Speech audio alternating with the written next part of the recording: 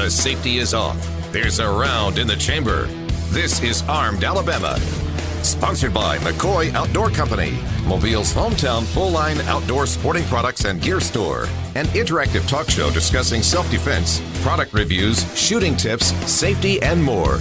Your calls, comments, and texts welcome at 343-0106. Now, here are your hosts, retired judge and certified NRA instructor Rusty Johnston and certified NRA law enforcement instructor Adam Strange. They're gonna pry these guns right out of my hands when they come to take them away. I believe in the rights that my fathers gave me when he signed the Constitution that day. No misguided president or crooked politician with a greasy pocket be spared. When the hard-working man gets tired of your cry, it's gonna rain wrath, beware.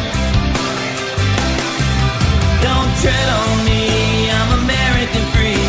You're not gonna take it away. I stand up to fight for my freedoms and rights. That's the price you'll have to pay. Don't tread on me, I'm American free. Red-blooded to the core. You ain't ever had a fight in your life like the fight that you're champion. Good evening. This is Judge Rusty Johnston, retired circuit judge. Welcome to Armed Alabama, Alabama's only firearms-based radio talk show. And we talk about pistols, revolvers, shotguns, concealed carry, training, and attacks on our Second Amendment and natural right to keep and bear arms, which we're going to talk about in a minute because we have as guest constitutional law expert Matt Green, who's a supporter of the show, but he also knows the Constitution. At least he knows there's one in Alabama and the United States, which is more than most people do. We're also going to have a few gift ideas for the gun people in your household, and reasonable ones, not a $3,000 gun. We're going to have some reasonable ones here that we can show you. And, you know, it's like Rufus said, it ain't Christmas unless there's a gun under the tree. And, you know, that gets us back to the point again. Even though I say that it's probably better to get a gift card like from McCoy's and let your loved one go in and try out, at least try the gun, see if it fits. Because now I'm guilty of it too, buying guns for people and it just doesn't fit. So they can do that for you. And McCoy's, of course, is on Spring Hill Avenue, just west of the I-65 overpass. Used to be Spring Hill Avenue Extension, and the old K&B store. They're open, of course, Monday through Saturday, 9 to 6. See them for all your sporting, archery, guns, I mean, everything. And to lock up maybe some of that stuff, you ought to go to Mike Ward's. You know, the criminals are out. Mike Ward's is on Moffett Road near west side of the interstate, Moffett Road at the Service Road. And speaking of victims of crime, one of our Ace hardware stores, I'm not sure whether it was Spring Hill, Creole, or Moffett Road, a shoplifter looked like he stuffed $10,000 worth of merchandise in his pants on Black Friday and got away. So if you know anything about that, you can email me anonymously, and I will pass it along. Because, you know, it's one thing somebody steals food, which people seldom do, but stealing, you know, all kind of stuff from a hardware store. And speaking of them, I'll give you the first stocking stuffer. I've been cleaning steel targets all week. And by the way, if there are any steel shooters, and you know you're one, I'll explain what that is later. But I've been using various things to get the rust off, sandblasting all. But these two wheels, and if you're on Facebook, I'll show them to you. And Facebook, of course, we're broadcasting live at Armed Alabama Radio, FM Talk 106.5. These are nylon, and one is orange and one is blue. And they're wheels that you use in place of the wire wheels that you would normally use to get rust and stuff off. Now, they're a little more gentle, like if you had a piece of wood, or now if you had just a horrible old rusted steel pole, probably not. But I've had these 10 years probably. You can get them. I know I got mine at Ace Hardware in Spring Hill. I'm sure all of theirs have those, but it's kind of a neat thing. Matt Green, one of the things we wanted to talk about tonight is capital punishment and the lack thereof, frankly. And, it's the U.S. Supreme Court had a hearing, in the last 6 weeks, dealing with Vernon Madison, convicted cop killer. And Madison apparently has been using a little too much homemade, dope or marijuana or something on death row, by the way. And he says he doesn't know what he even did. And the Supreme Court seemed to be buying it, which is just appalling to me that self-induced, I don't care whether he remembers it or not, but it is, they're talking about, is that cruel and unusual? And, of course, as an originalist, to me, that ought to be judged in 1789 when the Bill of Rights was passed. Mm-hmm. And, God, I've got a book on Old English. I mean, they would hang, draw, and quarter you. Horrible punishments. And to think that injections that we all say we're putting our beloved pets to sleep. But when it's a convicted killer, it's cruel and unusual. Tell us about the Madison situation and where we stand. Yeah, he's one of the longest-serving defendants on death row. He murdered close to 40 years, like 38. Yeah, it was in 1985, I think, is when the murder happened. He murdered. It was a high-profile killing where he ambush-style assassination of a beloved police officer here in Mobile named Julius Schulte. He was like a juvenile police officer. Yeah, correct. Julius Schulte. And the multiple trials, they were went throughout the state system. I think he had 2 different jury trials, maybe 3 different jury trials, I think, and he had some of them reversed, and then they came back. 2 juries, one jury recommended death, another jury recommended life without. And there was a judicial override. The circuit judge overrode the jury's recommendation of life. But that issue was resolved in the state's favor, and they threw a Hail Mary on this last attempt. And now it's in the federal system. Now it's in the federal system. The only reason it is because Congress passed the legislation to do that. They gave everyone convicted of a capital offense a capital habeas corpus. Right. Otherwise, they could repeal that tomorrow, and the federal courts wouldn't be interfering in those cases. Yeah, and they started an Eighth Amendment challenge. It would be cruel and unusual to execute Vernon Madison in his current state, and his current state is, according to his attorneys, Brian Stevenson with the Equal Justice Initiative, he's actually argued it. He came to Mobile recently. Yeah, he was in Mobile. He actually argued it on behalf of a Marxist, of Vernon Madison. Said that because Vernon Madison does not remember the facts of the commission of the crime and the details of it, but does recognize that he's been sentenced to death. And that he is locked up. and that he suffers from a vascular dementia, and that in his condition it would be cruel and unusual under judicially created law. Evolving standards of decency. Correct. Yes. Yeah. And they argued that recently. But, it's a case out of Mobile. Now, Officer Schulte was shot in the head. Correct. Yeah. And he lived for a couple days, I think, struggled and battled and, and ultimately died. But they had a hearing in Mobile a couple years ago in front of Judge Smith, because this actually was a Judge McRae found docket. That there were drugs in his system, and that it was more than likely, more probable than not. And he actually, he wrote an order, an 8-page order, a 10-page order, pretty detailed. And listen, I love Judge Smith, but if y'all know him, he's not the first guy that would impose death on someone. So if he came to that conclusion, it must have been pretty overwhelming. Yeah, and the order seems to indicate that the mental psychosis or the dementia he was suffering from was self-induced, because he references some records from the hospital when they admitted Vernon Madison that synthetic marijuana and methamphetamine use, however, is more clinically consistent with his symptoms. And this is a man who's been on death row. It's curious. How are we supposed to control or win the drug war when you can get dope on death row? Come on. But it seems, just from reading accounts and listening to the oral arguments, that he may have a pretty good shot. And from listening to the oral arguments, I think he's going to win. And you remember originally it came up from the 11th Circuit, and it was right after Justice Scalia died, and it was a 4-4 tie on the appeal. So the lower court, 11th Circuit, ruling in Vernon Madison's favor stood. So anyway, that's they've argued that, and I expect a ruling probably in the spring on that. Hey, Matt, if his sentence is overturned, Well, then will it become life? It'll be life without the possibility of parole. That's the only other option under a capital So, in murder. other words, we'll get to continue paying to support this man. Correct. And by the way, many of the life without paroles, like on the Habitual Offender Act, well, the judge kind of can come in if they ask him to and set that aside, just a life.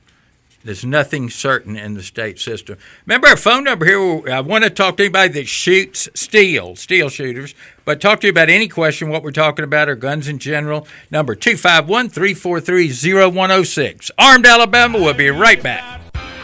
Step up to the firing line. Armed Alabama is back.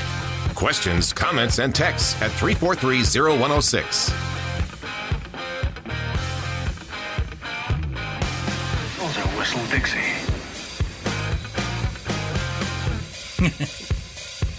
I think that was Clint Eastwood. This is Judge Rusty Johnston. Pull those pistols or Whistle Dixie. Clint Eastwood, wonderful actor and human being. I want to thank, by the way, Steve Moore and his law firm, the Moore Law Firm. They're one of our sponsors here tonight. Steve does what we call personal injury work in Mobile. That's anything from a slip and fall to a car accident to even weird things, products liability. I'm wearing, which I'll show you, gift idea, safety glasses for a gun, but they're bifocals. Let's say these something hit these glasses, because I had a case like this as a lawyer, and they just completely shattered and blinded me, and they shouldn't have done that. That's a personal injury kind of case. So if you have anything like that, and you're just kind of questioning, hey, is this something, do I have a case? Is somebody going to help me with my bills and all that? Give Steve a call at the Moore Law Firm, and you can get him at my paper's gone away. I know you can call him. Don't forget Fred Moore with their law firm, well, too. Fred is his nephew, Fred's and he's good with attorney the in his own right. he is with the firm also. And Steve looks a lot younger than yours truly. That's because he didn't spend years on the bench and get old and gray. But Steve's located downtown on North Dearborn Street, and that is really just a block off the square. And but you can call them also, and that phone number is 251, of course, 445-7602. And you can also visit them on the web, www.morelawfirm.al.com. And while we're talking about that, it was interesting. I posted this on Facebook, Matt, but by the way, Facebook, you can see us live at Armed Alabama Radio, FM Talk 1065. A phone number here. We'll take calls, questions, but you can text in a question, and that is 251-343-0106. But AL.com, which is a blog that used to be kind of the Mobile Press Register, they wrote a story about the shooting at the Galleria, which contained a line that says the Galleria prohibits any type of weapons. And one of the people involved had a pistol permit. So I just merely responded with under my name. I'm one of the few people who use my own name. I said, I'm sure the mall does say that, but under Alabama law, that's invalid unless they have guards 24/7 or during hours of operations, and biometric screening, magnetron, and quoted Alabama law. The next day, I looked at my comment, and it said, what did it say? It was like disabled, user disabled, or some kind of. I thought it's like I've used some profanity, and then I just posted another one that says, "Is there any reason in particular why my comment wasn't posted? It is truthful and it is accurate to the law." Disabled. Well, I went and looked back in the store. That line was removed from the story, even though it said the last revision had been 3 days before. So it's nice having a computer expert as a son. So they just rewrote it after why not just tell me, hey, thanks for calling that to our attention. Yeah. But I noticed that George Soros' Accuracy in Media rates AL.com as center right. I mean, I'm not sure whether they're Trotskyites or Leninists. They're certainly not even near the center. It's really terrible. But, Matt, we were talking about Vernon Madison, and before him, the longest person on death row had been Whisenant. a stone cold, horrible killer. Oh, yeah. And, the first problem comes because our own courts second guess everything the trial court judge does because they know the thing's going to be around for, 30 years. And, there's something called a Batson challenge, which the lawyer can say after you pick the jury, before they're sworn, Judge, I think the prosecution racially struck minorities from the jury panel just because they're minorities, no other reason. Sometimes It lawyers... was an issue in this case, actually. Yeah, very often there's no Batson issue. Yeah. So I tried a capital case where I specifically asked, does anybody have any challenges to the composition of the jury, particularly Batson? Both the prosecution and defense. No, sir, we don't. Okay, fine. A year and a half later, I get the case back. The appeals court has decided, well, even though it wasn't raised at trial, the appellate lawyers have raised it. So you need to go back now and have a Batson hearing a year and a half after the fact. Yeah. Now, that is just mindless make work. Oh, and think about the jurors or if they potentially get subpoenaed to come back. Yeah. Well, we were able to do it off my extensive note-taking, and he is on death row. But we have a call from Michael and Daphne. Hey, Michael, welcome to Armed Alabama. What's up? Good evening, Judge. How y'all doing? Pretty good. How about you?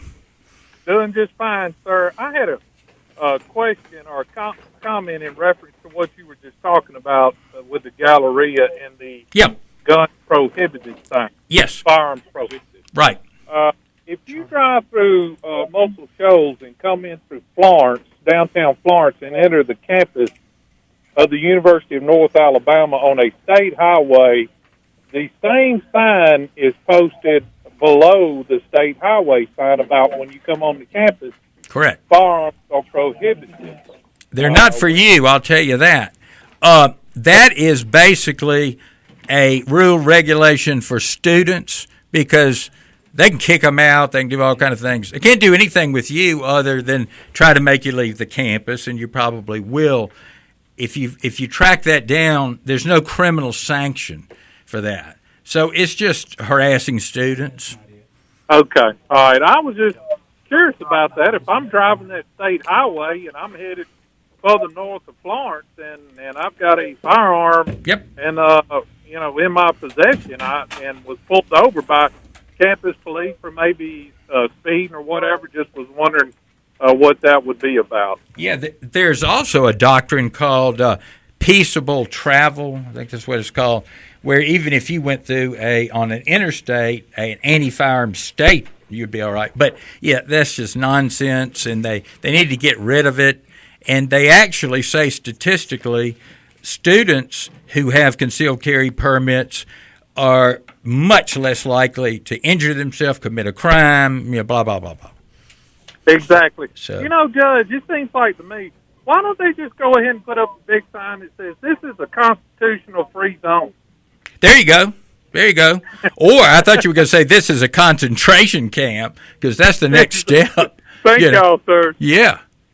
Listen, you have a great Christmas, and we'll talk to you later on. Y'all too. Thank you. Take care. Bye. Are we up against the break, Charlie? Can we take it? Tell me. All right, we've got a slide fire question. Mike, hey, hope you saw my... How's it going? Pretty good. Did you see my post I just put up recently?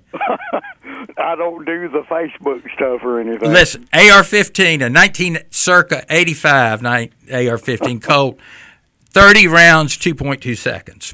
Uh-oh. But anyway, you have a question.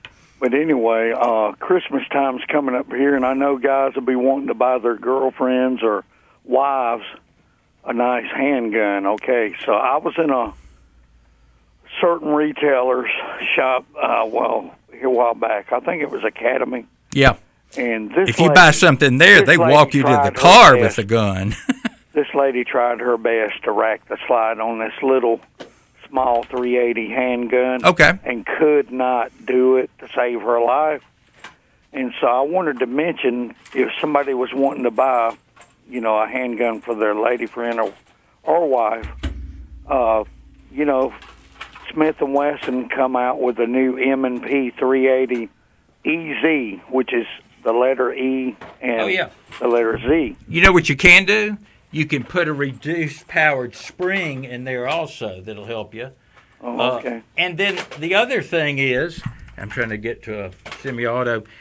People rack them the wrong way. They pull them like a shotgun sling. You know, what you ought to do is hold the gun. And dadgummit, Matt, would you check my? Just want to, so I can explain it to you. We're pretty close, but I can get it done. Matt, right in that bag.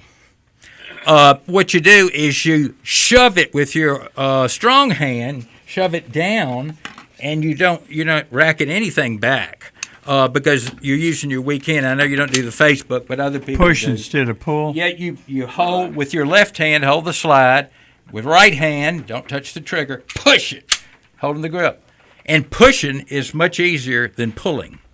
Well, I don't usually have any trouble with any of my rack slides. But there are ways. You're exactly right. There are ways to overcome that. And the little tip-up barrel, like Amen. The little Berettas. Matt Green has one, a Tomcat. Kind of idea. Yeah, Tomcat, 32 Tomcat. And one of my main. Now, this is my main advice for somebody buying a gun for a lady friend. Yeah, go ahead. That is to take her with you. There you go. When you buy that gun, because that way you can see if she can rack the slide and do all that stuff. See if her hand fits. Yep. That's right. You're exactly right. All right, I'm getting off of here, and I'm going to listen. Thank you so much. All right, take care. Bye-bye. Bye. We'll be back with more of Armed Alabama after this break.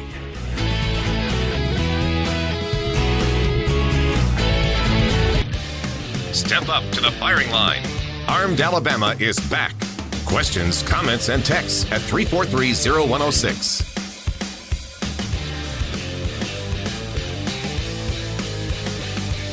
Survival kit contents check. In them you'll find 145 caliber automatic, 2 boxes of ammunition, 4 days concentrated emergency rations, 1 drug issue containing antibiotics, morphine, vitamin pills, pep pills, sleeping pills, tranquilizer pills, 1 miniature combination Russian phrase book and Bible, $100 in rubles, $100 in gold, 9 packs of chewing gum, 1 issue of prophylactics, 3 lipsticks, 3 pair of nylon stockings. Shoot, a fella could have a pretty good time in Vegas with all that stuff. That's Slim Whitman from Dr. Strangelove. Another stocking stuffer. If you're on Facebook, I'll tell you. If not, I'll explain it. This is called, I didn't have the right one later, Up Lula. They make several magazine loaders. And several meaning, there's one that does all pistols, and then one for an AR and one for an AK. And if you're watching on Facebook, it's a plastic thing that kind of goes to the top, has a lever. And what happens is you pull the lever down, it pushes all the cartridges down, slide another one. You can load and unload, because a lot of times I'll load, let's say, 10 magazines, and I'll only use 3. I don't want to leave them all in there. They may wear out the spring. So that's something that's pretty good, too. And I'll show one more thing that's reasonably priced. These are called target spots. They're bright hunter's orange, maybe an inch across. I use them on targets when I'm practicing because I can see my pattern as opposed to the hole. They're kind of like those real expensive ones that I can't think of the name of it. They kind of fluorescent when you hit them. But it looks like we have a call. Matt, let's take James from Mobile. Was pulled over. Uh-oh. Hey, guys. I hope y'all doing all right. Hey, doing pretty good. What happened? About 3 or 4 weeks ago, my wife and I were driving down the road. She was driving her car. We got pulled over by one of Mobile's finest, and he came to the car, asked why we got pulled over. We didn't know. He said that her tag lights were out. It was at nighttime. Asked for lights. And by the way, never volunteer. Well, it might have been my speeding. It might have been my lights. It could be because I've been drinking. That's just an open-ended question. Not this time. Yeah. Nevertheless, when she went to give her license, the officer saw her pistol permit and asked if she was armed. Asked if we carried, if we had a weapon. Yep. She did. It was in the console of the vehicle. He asked her to step out of the vehicle. She did. I was in the passenger seat. He reached in and got the pistol out of the console. Made it safe. I'm going through the tunnel. I don't think I'll lose you guys, but let you know what happens if I do. Yeah. Anyway, long and short, I didn't like the way it went up to that point anyway. I don't either. He took the pistol, and I suppose he went back there and ran the numbers or what have you. I don't know. And let me tell you what he did first. He made it safe. He unloaded it, which there are probably 10,000 different pistols out there. Nobody knows enough about every one. Most discharges take place loading and unloading. And he unloaded that gun. Absolutely. Well, let me tell you. Just by the way, this happened to be a Beretta Bobcat. There you go. 22 with the pop-up barrel. Yeah. Well, next time move the pistol permit away. And I'm sorry? Next time, don't have the pistol permit next to your license. You're under no obligation to tell him you have a gun. I tell people, tell them you have a gun if the gun is visible, you're wearing it in a holster, or it's going to be in a place like where you're going to have to access it to get your title or insurance or whatever. Then you want to tell them, no surprises. But if it's away and never going to be seen, and you get asked that question, say, no, sir. It's not perjury. It's not illegal. He has no business asking you that. Well, upon asking me, and now there's much more to the story, and it's brief, but there's a much bigger point at the end. But my question to you is this: if he asks, "Do you have a pistol?" What is the proper response? No. I mean, no is a lie. Well, you're not under oath, so let's count how many times we all lie every day. And my position is, he doesn't have any business asking you that question. I understand. Well, and in the big picture, I think just not having your permit visible is the best of all options. Yeah, I think so. They cannot look up your tag number and cross-check it with the pistol permit list. He had probably, by the time he walked up to your car, he was already running the tag.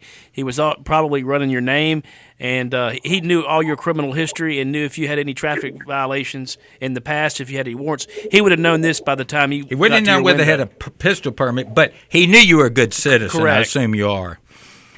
So why screw with you? Well, here's what got me the worst, though. Yeah. Upon coming back to the car, and he had already allowed my wife to sit back in, he asked her to pop the trunk. You know why he asked you that? Because he needed permission. He didn't have a warrant. And when he asked you, will you pop the trunk, say, no, I won't. I don't consent to your search. Sure. But when we asked him why, he said because that's where he wanted to put the pistol, because he didn't want to put the pistol back in our hands or back in our possession. Well, you have a permit. She had a permit. Unbelievable. She has the right to have it in her car. And I'm not trying to get anybody in trouble, but we've had Sheriff Cochran on the show before, and that what happened there is at odds with what he said is supposed to happen. Judge, is there a proper way that he could lodge a complaint? Yeah, that's what I was saying. Check on his website. If you feel that strongly, lodge a complaint with the sheriff, because he says they don't ask that question. They don't do it that way. And a lot of times, too, these the police officers now have body cam. So this interaction is probably recorded, and they have a short retention period. Wasn't working that night. But you could at least make a request for a copy of and I didn't hear the whole fact scenario because I stepped out for a moment, but did he issue you any citations or anything like that? No, nothing at all. Not even only a verbal warning about the tag light. Well, see, the courts have been very consistent. The officer can only make that traffic stop duration as long as it takes to determine what that initial traffic violation is, unless he independently corroborates a commission or of another crime. He can't stall. He can't wait for a drug stall. dog to get there. Yeah, how long did this take place? It wasn't terribly long. I would say 10 minutes at the most. Okay. And I got to say, I lean more to prevent this from happening again. I mean, I'm on the same side with the police officer. I know, and we all are. I think that he was just, I really think I understand he's trying. I don't think he was out to get us. I just think he's concerned for his safety. But on the same token, I'm not comfortable with the way it happened, and I'm not going to allow it to happen again. Let's say you had popped your trunk and you had just been in New Orleans and bought some liquor over there that's untaxed here, you would have been arrested. Yeah, we understood exactly what was going on as far as, that was, a roundabout way to search the vehicle as well. Where did they find the pistol? I didn't hear that part. He inadvertently found something back there like my liquor from New Orleans that then we would been in trouble. Yeah. And listen, he laid the pistol, the magazine, and like I said, it was one of the Berettas that the barrel pops up. Yep. So there's one in the barrel. Those there you go. hammers are extremely stiff, as is the trigger. So my wife keeps one in the barrel. He just laid that round loose in the back of the trunk. So he didn't make it safe. He thought he was. Nobody knows, and this happens a lot at night too. You get somebody's pistol. Like I say, most discharges are loading and unloading. Somebody unfamiliar with the gun that's just dangerous. Listen, James, thank you for calling. Let me grab Jamie next. Appreciate it. Jamie from Theodore, suppressor bill. We have about a week left. It's not going to pass, do you think? I just wanted to call and get an update on it, see where it stood and what was going on with it. I guess it's not dead on arrival, but it will die at the end of this Congress, which is, I think, a week from Friday, if I'm right. And, all that big talk, no problem with it. And then now we'll have Maxine Waters, running things. And there may be a shutdown, so we may not have another Congress. Well, I hope it shuts down. Won't hurt me. Won't hurt us. But that's pretty sad. That shows that a lot of our people really are not committed to our cause. Yeah. So. Well, that's all I wanted to know. I appreciate it. Yeah, I appreciate it, Jamie. I love it when a politician says, I presented the bill. Yeah. I signed off on the bill. Along with 600 others. Knowing that it would never see the light of day. Oh, yeah, they do that a lot. Want to thank Steve Moore. He's our personal injury lawyer here. If you get hurt. Now, you can't sue him if you get hurt with a gun, usually. Somebody shoots you, but if your gun malfunctions and hurts you, they've kind of protected them. There's a law, Transaction Lawful Commerce Act or whatever. But anything else, you ought to talk to a lawyer anyway, because heck, you never know when something may happen, and we all have bills that have to be paid and all of that. So give Steve a call, or you could just drop by, his office. He's at 8 North Dearborn. I'm sure he'd see you. But you can call 251-445-7602. Hey, another little gift I thought about. You can call up Hunter Security, one of our sponsors. They're over in Daphne, and get one of these doorbell cameras. They're fairly reasonable. I mean, I don't know what fairly reasonable means, but they're not thousands of dollars. I would think a couple of hundred at the most. Then is the knock on the door the mailman, or is he some religious group you don't want to talk to, or they just captured some. They call them porch pirates, and they just captured some in Midtown because someone had in Amazon. Yeah, and it happened to my son last year. Yeah, and they caught them because of the video that they were able to get. Yeah, absolutely. They shared it on Facebook. Hey, and make sure your furnace is working properly. If you have a gas furnace, which I do because I think it's the most efficient, but carbon monoxide can be a problem. So. Have your furnace or heat pump, whatever you got, have it serviced. You can call up Hanson Heating and Air to have that done. And if you strain your back doing all these chores, Foster's Chiropractic, you can go out there and he'll fix you up. But above all, you need to be safe during the holidays, especially with firecrackers, guns. We've talked about a lot of things. And shooting steel, and nobody has responded. I'll tell you what that is briefly. Matt knows. You have the funnest one is something called a Texas Star. Looks kind of like a Ferris wheel, but it has what we call Bianchi plates on the end of the 5 arms. You're back 20 feet or whatever you're supposed to be. You shoot the first one off, well, it makes it spin. And I'll tell you the rest when we get back. Step up to the firing line. Armed Alabama is back. Questions, comments, and texts at 343-0106.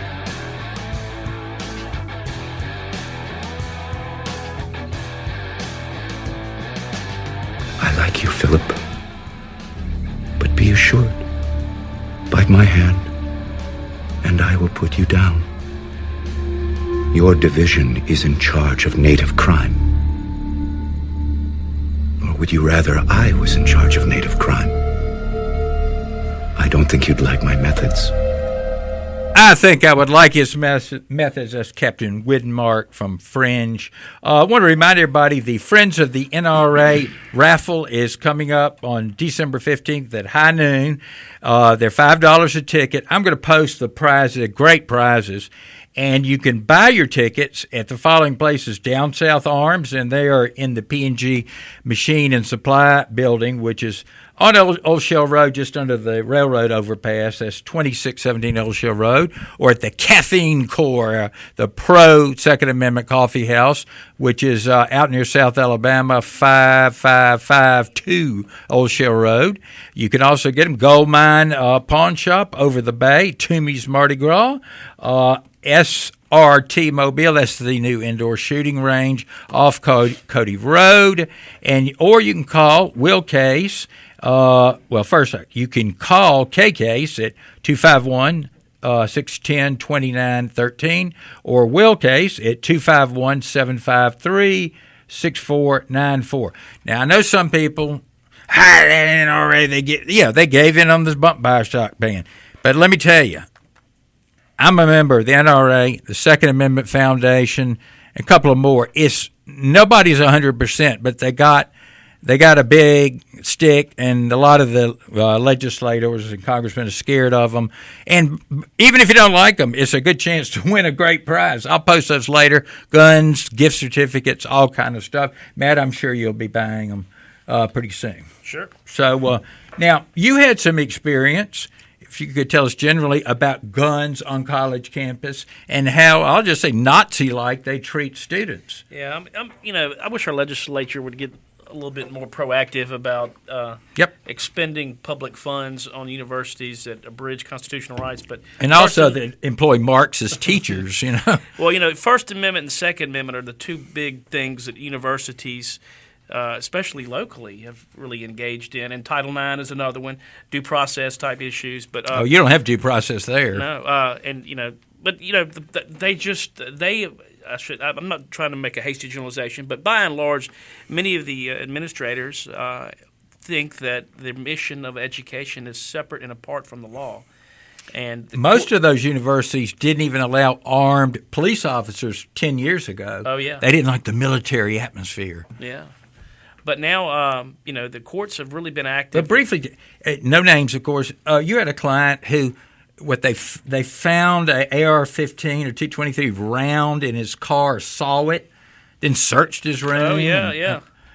They just the university, I think, gives them marching orders in these gun-free, that they create these gun-free zones, killing zones, right? Yeah, and they don't respect the individual or the constitutional rights of students because they think that in many instances they're subject to less scrutiny. And in fact, unless the students are willing to take a proactive role to enforce their rights, that they just keep doing it. But as Madison said, the individual is the ultimate minority, and it doesn't matter if everybody there hates guns, whatever. As long as one person, is deprived of his right, he shouldn't be. And, we've gotten past all the arguments, and I can point you to the studies. They're not a bunch of drunk college kids shooting guns up in the air and all that. And besides in the 1800s, guns weren't prohibited on campus. Heck, half the kids that left those campuses went and fought in the war. Remember, it was a year and a half ago. There was an issue where it was an open carry where one of the kids they got approval from the university, I think, and had a table in a kiosk. Oh, that's when he was arrested. Yeah, well, detained. Yeah, for an empty holster. An empty holster, correct? Yes. And they asked him where his gun was, and he said, it was all kind of outrageous questions. Yeah, and they actually wrote him up and had a disciplinary. Well, the good side of the story was that the police officer is no longer there, and they recognized they had a problem. Well, after they got some heat from lawyers. Yeah, I mean, it's just ridiculous. As President Nixon said, if I can find the quote, he says, listen to me. The press is the enemy. The press is the enemy. The professors are the enemy. The professors are the enemy, and somebody else. And it's kind of interesting. Way back then, I had a general admonition against never appoint anybody to any court position that has a bow tie. Well, the one exception is Judge Gerald Choflat of the 11th Circuit, who ruled with us in the Perry Hooper case repeatedly. And there he is. He's about 90 now, but great guy. Be sorry to lose him. Is TJOFLAT, I think. It's a name that'll stand out, but real good guy. And they just don't make them like that anymore, unfortunately. Matt, we were talking about executions. Do you realize my wife's, I guess it's great uncle, was the last hangman in Mobile County? Really? Yeah, last hangman in Mobile County.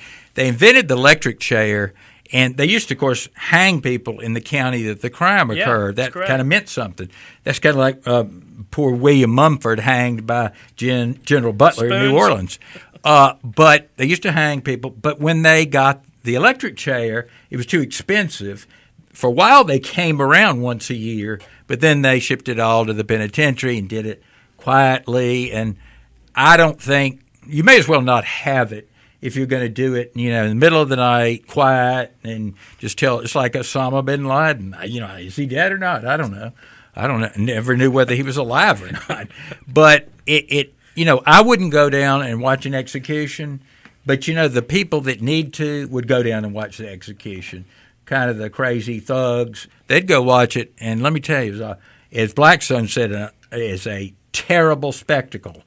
And you have to have the execution or the punishment as close as the commission of the crime as possible, as Blackstone said.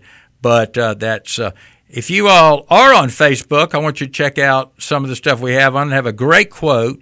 If you don't know who John Taylor of Caroline is, he was a U.S. Senator, really Jefferson's brain trust.